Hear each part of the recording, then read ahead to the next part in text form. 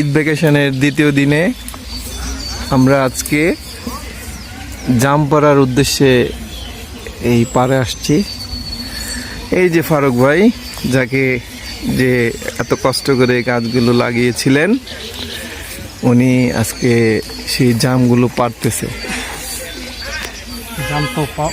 হ্যাঁ ফারুক ভাই, জি, কি অবস্থা আপনার? কেমন লাগতেছে, অনুভূতি কি? জাম তো পারতে কষ্ট হইতেছে, কিন্তু সঠিকভাবে পড়লে জালিতে জাম মনে হয় উপরে ওটা পারা লাগতো নাকি? হ্যাঁ হ্যাঁ, উপর থেকে যদি পারতে পারতাম তাহলে ঠিকভাবে পারতে পারতাম।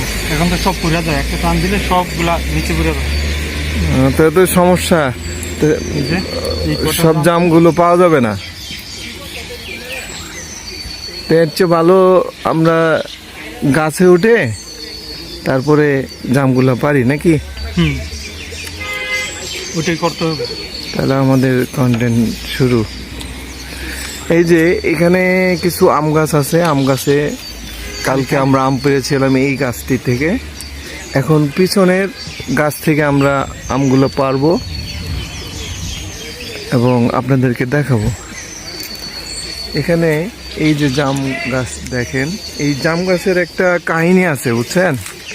এই জাম গাছটা অলৌকিকভাবে হয়েছে, এই জাম গাছটা কেউ লাগায়নি, এটা আস্তে আস্তে বড় হয়েছে। এই ফারুক ভাইয়ের তত্ত্বাবধানে এটা বড় করছেন উনি, ঠিক আছে। এই যে ওই যে ওইখানে তারের গাছের নিচে ওই পাশে ডান পাশে আপনার ওই গাছটা থেকে আমরা আজকে আম পারবো। এবার আমরা মূল কাজ শুরু করার প্রস্তুতি নিচ্ছি।